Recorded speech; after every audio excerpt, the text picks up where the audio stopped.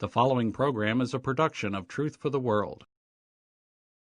Ye servants of God, your Master proclaim, and publish abroad His wonderful name, the name all victorious of Jesus extol. His kingdom is glorious, He rules over all. The main topic that we get from Matthew chapter 19 that we're going to focus on for just a few moments today is the idea of marriage, divorce, and remarriage. As a caveat, I want to say that it's very simple to understand what God teaches on marriage, divorce, and remarriage. What makes things very, very complicated in the world is when man does not follow what God teaches on marriage, divorce, and remarriage, or interjects their own ideas into what should be done. So this really is probably going to be a fairly straightforward, simple type of lesson. We first start with the idea of marriage itself, and we're going to read Matthew chapter 19, verses 1 through 6. It came to pass that when Jesus had finished these sayings, he departed from Galilee, and came into the coasts of Judea beyond Jordan. And great multitudes followed him, and he healed them there. The Pharisees also came unto him, tempting him, and saying unto him, Is it lawful for a man to put away his wife for every cause? And he answered and said unto them, Have ye not read that he which made them at the beginning made them male and female? And said, For this cause shall a man leave father and mother, and shall cleave to his wife, and they twain shall be one flesh. Wherefore they are no more twain, but one flesh. What therefore God hath joined together, let not man put asunder.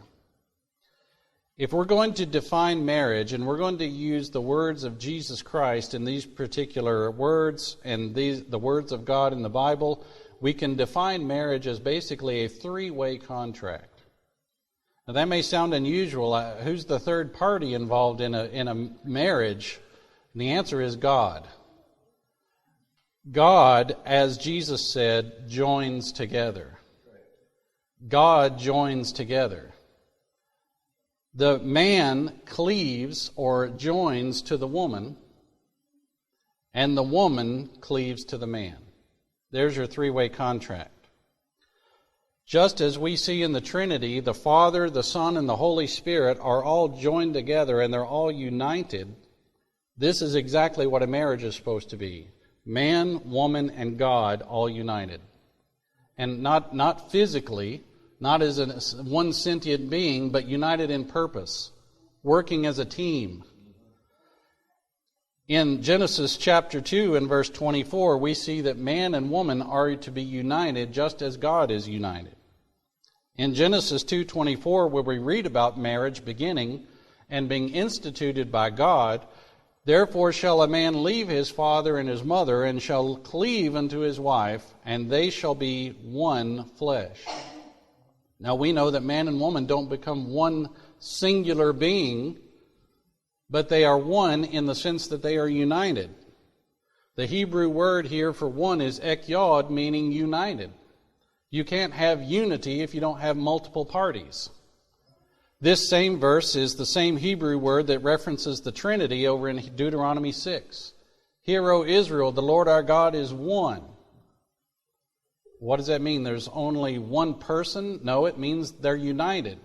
And you can't have unity without multiple persons. The Lord our God is united. So what are we talking about? Working as a team, joined together, bound together. Marriage is a three-way contract between God, man, and woman. So therefore, what's the definition of divorce? Well, very simply, divorce would be a dissolution or a dissolving of that three-way contract. But here's the key point. The dissolving of the three-way contract as authorized by God. Okay? When you enter into a contract, some of you in business or even in just home improvement or contracting work, no, you can't just get out of a contract anytime you want to get out of a contract. You can't get out of a marriage contract unless God authorizes you to get out, because God is the one who put you in it in the first place. If a man or woman tries to break the contract, they're still bound to the contract if God has not dissolved it. Well, what about the state? The state says, I'm dissolved.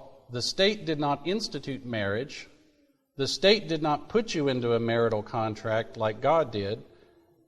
God joins together. Do you remember that what Jesus said? What God hath joined together? There's no accident that he said that. What God hath joined together. If God joined them together, only God can separate them. God must authorize the dissolution of that contract. The state may look at marriage as a two-way contract. What the state ignores is the fact that there's a third party involved, and that's God. An Old Testament example in the book of Ezra shows us, even if man decides it's okay to change marriages, God does not approve of it if he has not authorized it. They are still married to their original partner if God has not authorized the change. Let's read in Ezra chapter 2. We're going to read Ezra chapter 10. We're going to read verses 2 and 3 and 10 through 12. Shechaniah, the son of Jeiel, one of the sons of Elam, answered and said unto Ezra, We have trespassed against our God and have taken strange wives. Strange usually means unauthorized. We have taken strange wives of the people of the land, yet now there is hope in Israel concerning this thing. Now therefore let us make a covenant with our God to put away all the wives, and such as are born of them, that includes their children, according to the counsel of my Lord and of those that tremble at the commandment of our God, and let it be done according to the law. Do you see what they're saying? We married women we weren't supposed to be marrying. We've had children with these women that we weren't supposed to be marrying. And it's defined as a trespass against God. Sin is a rebellion against God. Now what are they saying we're going to do? We're going to put away the wives and the children that we're not supposed to be with. Verses 10 through 12, Ezra the priest stood up and said to them, Ye have transgressed and have taken strange wives to increase the trespass of Israel. You sinned. Now therefore make confession unto the Lord God of your fathers and do his pleasure. What is the pleasure of the Lord God? He continues, Separate yourselves from the people of the land and from the strange wives. What would please God? Get out of the marriage that he never authorized. Then all the congregation answered and said with a loud voice, As thou hast said, so must we do. Amen. Now this is a bad situation. How did these people find themselves in such a bad situation? They didn't follow what God authorized. How do so many people today find themselves in bad situations? They don't do what God said regarding marriage, divorce, and remarriage. We'll get to the good news later. The good news is, if you're alive, just like these people, they're still alive. They have a chance to make it right. They had a chance to get right before God, and they chose to do it. As Jesus points out, however, marriage was never intended to end in divorce. As they came and asked him, Is it lawful to put away woman for any reason? Can I just get rid of my wife if I get tired of her, or vice versa? He said, Moses, because of the hardness of your heart, suffered you to put away your wives, but from the beginning it was not so. What was it like in the beginning? We just read it in Genesis 2:24. Therefore shall a man leave father and mother and cleave to his wife. Putting away is a separation. The marriage is intended to be a cleaving, a joining together, a holding on strongly and tightly, a unity that is not to be broken. That's what it was supposed to be from the beginning. Unfortunately, we have divorce and problems in the world today, obviously, but this is not the way it was intended. If you can only get out of a contract that God authorizes, what is the way that God authorizes to get out of a contract? What's the authorization by God for divorce? Under the old law, there might have been different reasons. You again notice what they said. Why did Moses command to give a writing of divorcement and to put her away? Can you divorce your wife for any reason? Well, Jesus gives a different answer. Jesus institutes a new authorization by his authority. And it's very simply put in Matthew 19, verse 9. I say unto you. Now that sounds familiar, right? Have you noticed in the preachings of Jesus that we've noticed before, Jesus often says, in the old way it was like this, but I say unto you this. There's a contrast there. It may have been like that in the past, but here's what I say to you now.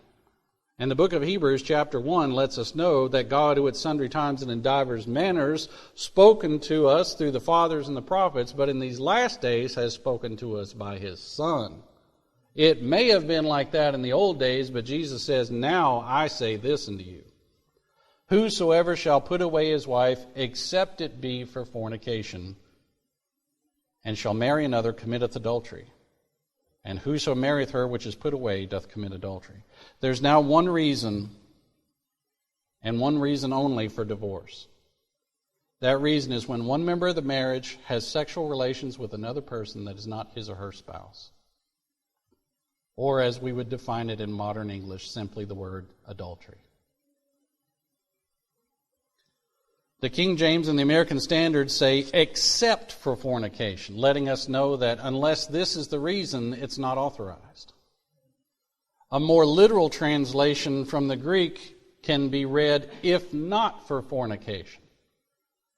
In other words, if it's not for this reason, it's not authorized.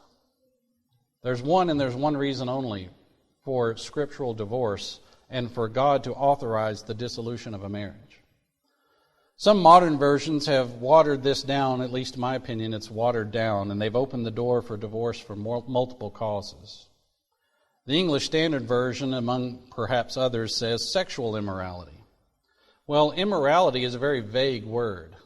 Immorality just means something that's wrong. And when you put sexual on it as an adjective, you can come up with all types of things that are sexually wrong. That's a much more broad translation. The New American Standard just simply says immorality.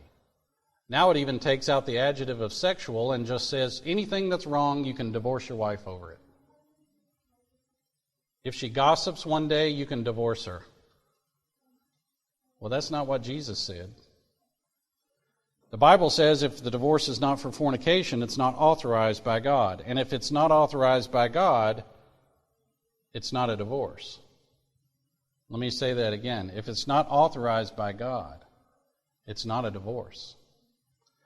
It does not matter if the state says it's a divorce. The state is not the one who instituted marriage in the first place. Marriage was not invented by the state. It was invented by God, and the inventor of an institution has the right to dictate the rules regarding that institution. And just so we're clear, it's not the state that I'm going to answer to when I die either. Leaving a spouse for any other reason than fornication and then having sexual relations with another is classified as adultery. Now this is where it's really revealing. Look at Matthew 19:9, the first part. Whosoever shall put away his wife except it be for fornication and marries another commits adultery. Adultery by definition is having sexual relations with one person when you're married to another. How can I divorce my wife and then go commit adultery by marrying somebody else? The answer, you were never divorced from your wife in the first place. You see that? This is where we have to always start looking through things the way God looks at it. Because the state says you're divorced, God says you're committing adultery because you're still married to the first party. You see that? Who puts away his wife, if not for fornication, and marries another?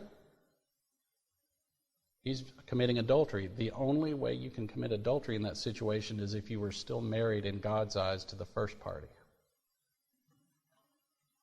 That's the definition of adultery. There's a difference between what the state says divorce is and what God says divorce is. Let's just be out in the open and acknowledge the elephant in the room. In some states, like California, you can have what's called a no-fault divorce. Used to, you have to have a divorce, you have to go before the court or whatever and say, what's your grounds, what's your reason to break up this marriage? The state says, we're not going to break up this marriage for just anything. You have to have a good reason. Nowadays, California says you don't even have to have a reason. We don't care whether you're married or not. Just sign the paperwork and pay the fee and go down the hall and bring in the next party. That's the state's attitude. God's attitude never changes. He says that's not the way it's supposed to be. And if you're in a contract with God, you don't have the authority to break that contract. God says you're still married to the first party, no matter what the state says. On top of that, the party that's been put away is not allowed to remarry. Notice the second part of verse 19. Whoso marrieth her which is put away. Now, if you're put away for a scriptural reason and I marry you, I commit adultery. Why? Because the guilty party does not have the right to remarry. Doesn't have the right to just go off and have another marriage. I think it's very simple if we just look at it in modern law terms. You know, this may seem like, well, this is all confusing and stuff. I think if you just look at it in modern parlance, in something, in other words, an analogy of something that's very similar to this, that we're probably familiar with and can understand, this will make more sense. We have something similar in our own law known as breach of contract. You know what a contract is. Two parties or more get together and say, I agree to do this, you agree to do that. You've done the same thing when you've hired somebody to shingle your roof, to mow your lawn. You're basically saying, I will pay you this, you will do that. If you start a company, you say, I will do this, we agree to split the profits, etc., etc. It's a contract. Very simple. If one party fails to perform their obligations under the contract is considered to be breached, right? If I get into a contract with my construction worker to build me a house, he builds up a few studs and then walks away and never does anything. If we have a contract, I can say, you've breached the contract. You failed to perform that which you said you would do. That's very simple, right? But now, who has the right to recover damages? The guy who walked away, or me, the innocent party? Does the guilty party have the right to go take me to court and sue me for damages? That's ridiculous. But I have the right, if I wish, to terminate the contract and recover damages under the law. Now that's very simple, isn't it? Similarly, a man, woman, and God may enter into a marriage contract. Should either the man or the woman breach the contract by committing adultery, having sexual relations with someone outside the marriage contract, the guilty party has failed to perform their obligations under the contract. The contract could be considered to be breached.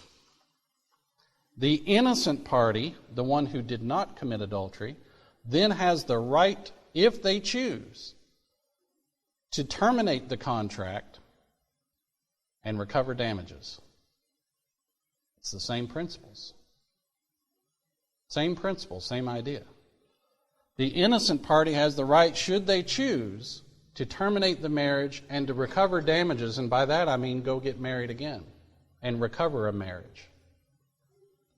But we act in our modern society as if the guilty party has the right to just go do anything because the state said so.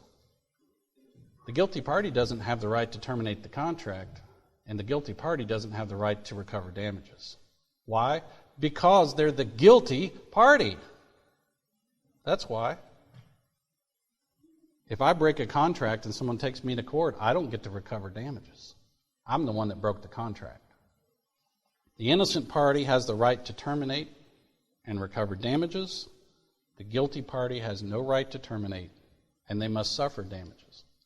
So what are you saying? If I commit adultery in my marriage and my wife decides to terminate our contract and I'm the guilty party and I'm not allowed to recover damages, are you saying I can never marry again? That's exactly what I'm saying. Why don't I get to marry again and recover damages? Because I'm the guilty party. That would be like saying the guy who was supposed to build my house decides to come back later and sue me for damages and act as if nothing ever happened. That's not right. He's the guilty party. And I'm sure if enough complaints go up to the state government, he may lose his license as a contractor and he doesn't get to do anything. Build dog houses, I guess, if he wants to. Now, a couple of questions may come up, so we're going to try and deal with these very quickly. And I thought that these questions were pertinent enough, I think, to bring forth in the lesson. We may have to skip a little bit. But Jesus said not to think about adultery. Here's a question some people ask. If I think about adultery, my spouse, can they divorce me? This comes from Matthew 5, where Jesus says, "You've heard that it was said by them of old time, thou shalt not commit adultery. But I say unto you that whosoever looketh on a woman to lust after her hath committed adultery with her in his heart." And so some people may ask, well, does this mean if I have a bad thought or something like that my wife can divorce me for adultery? And I think the answer to that is no. Under the context, if you look at the context of what Jesus is saying, this comes from Matthew 5, and you're going to find several things in Matthew 5, whether Jesus is talking about anger, lust, enemies, divorce. He uses that same parallel consideration. You've heard in old times to hate your enemy, but I say love your enemy. Right? He's giving you a difference. Now here he said, you've heard in old time, make sure that you don't commit adultery. Jesus is saying, I need you to do better than that. I need you to not even look upon women to lust. Why? Because that's what leads to adultery. So I don't think Jesus is saying here that the thinking of the act is the same as performing the act, but what he is trying to say is it's not good enough to try to just say, well, I didn't commit adultery. Jesus says you need to even do better than that and try to even avoid getting started on the process that would cause adultery.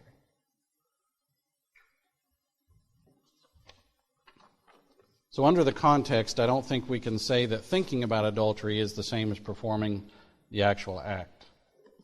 Then there's a question about abandonment. Some people teach that if you are abandoned by your spouse, that is an authorized reason for divorce according to God.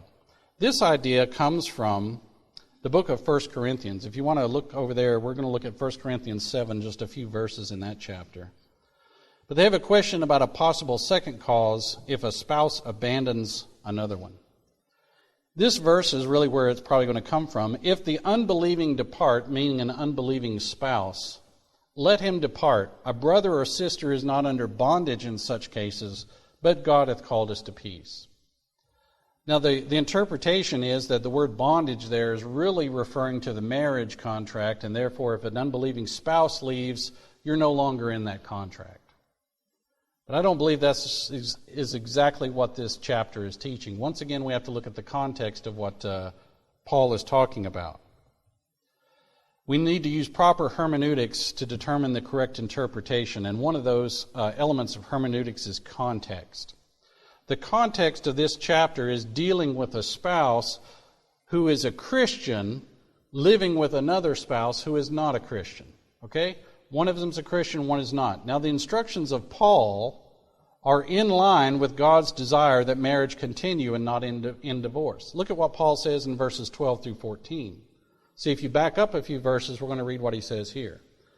But to the rest speak I, not the Lord. If any brother hath a wife that believeth not, okay, here's one spouse believes, the other doesn't, and she be pleased to dwell with him, let him not put her away. What's Paul saying? You need to stay married. It's okay to have a marriage where one person believes and the other doesn't. It's obviously better if both do, but it's not a sin to have a marriage where one believes and the other doesn't. Paul says, let them live together, let them stay together, let them not put her away. The woman which hath an husband that believeth not, and if he be pleased to dwell with her, let her not leave him. Let them stay together. For the unbelieving husband is sanctified by the wife, and the unbelieving wife is sanctified by the husband. Else were your children unclean, but now are they holy. So the instructions of Paul are to say, stay together. Now there is a possibility that one unbelieving spouse will choose to leave the believer. That's possible. What if the unbelieving spouse leaves the believer? If that happens, the instruction is, let him depart. If the unbelieving depart, let him depart. But a brother or sister is not in bondage to follow that one. Do you see that difference there? Let him depart. You're not under bondage. What is the context of the verse? I believe the context of the verse here is saying they can depart if they choose to depart. You're not in bondage to them, chained to them, to follow them wherever they go if they decide to just leave you and run off and do whatever. You're not a bondage slave to follow them around. Now that's a separate issue from being divorced. Separation is not the same thing as divorced. I can be separated from somebody but not divorced. Now hopefully the marriage will stay together, but if the unbelieving depart, a brother or sister is not in bondage. You're not required to go off and follow them around to do whatever. Instead, Paul says when one spouse leaves, what does he want them to do? Paul says when one spouse leaves, the two are either to be reconciled or to refrain from marrying again. Back up to verses 10 and 11 of the same chapter. Unto the married I command, yet not I but the Lord, let not the wife depart from her husband, but, and if she depart, let her remain unmarried or be reconciled to her husband. Once again, what's Paul saying? Stay together. But if you can't stay together, or if one of them leaves, you need to remain unmarried or you need to get back together. You see that? Paul is not giving a reason for divorce as authorized by God. We can also use some simple hermeneutics known as harmony. The Bible, being inspired by God, must harmonize with itself. If Paul were giving a second authorization from God for divorce, now we have a contradiction with the teaching of Jesus. Jesus says, if not for fornication. If Paul says, well, it's also for abandonment, now we've got a contradiction. And you remember the rule of hermeneutics. If you've interpreted one passage and it contradicts with another one, you've interpreted one or both of them incorrectly and you need to go back and start over. Jesus' teaching, I believe, is very clear. If not for fornication, you're not authorized to divorce. So if Paul says there's a second cause for divorce, you've interpreted that incorrectly. I think under the context, it's very clear that Paul is saying if that person leaves, well, you let them leave. You don't have to follow them around. You're not in bondage. But if they do leave, you stay unmarried or get back together with them. He's talking about a separation, not a divorce. Jesus says if divorce is not for the cause of fornication, adultery occurs. If we interpret Paul to say abandonment is a second reason, we've misinterpreted Paul's writings because it contradicts with what Jesus says. If you would like a free Bible correspondence course, then write us at Truth for the World, P.O. Box 241, Bethel Springs, Tennessee, 38315, the United States of America. Or visit us online at truthfortheworld.org.